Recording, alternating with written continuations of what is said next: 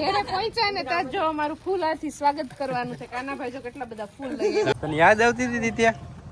જો અત્યારે તમે આ બધા માણસોને ઓળખો તો છો ને, આપણા વિડીયોમાં આવી જ ગયેલા છે, પણ બધા અત્યારે અમારો ટ્રેડિશનલ પહેરી લીધો છે, કેમ કે અત્યારે અહીંયા ગામમાં ભવ્ય દાંડિયા રાસનું આયોજન કરેલું છે.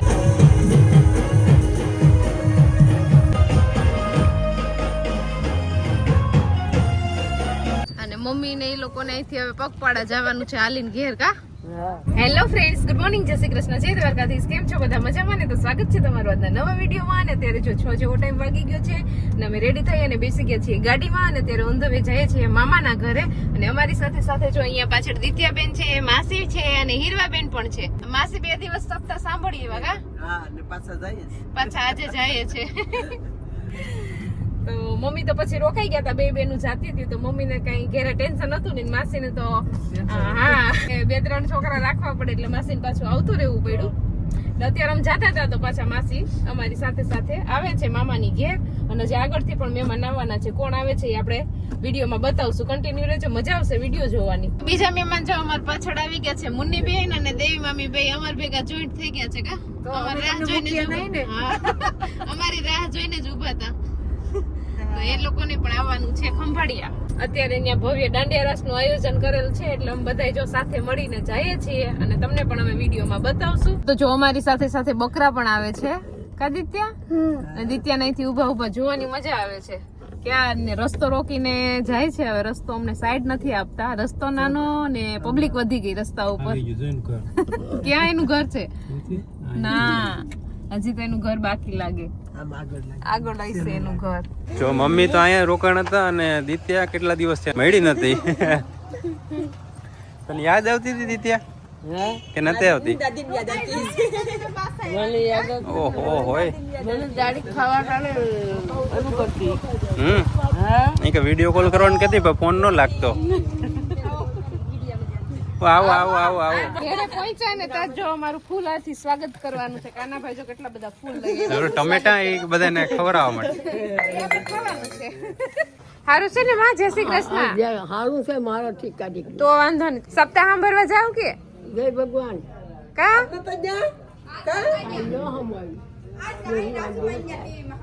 ઓય ટીવીમાં જોઈ લેવાય લાઈવ. ટીવીમાં જોયું. હા ચાલો તો જો અહીંયા મામાના ઘર પહોંચી ગયા છીએ અને બહાર બધા જો બેઠા બેઠા ઠંડી હવામાં વાતો કરે છે.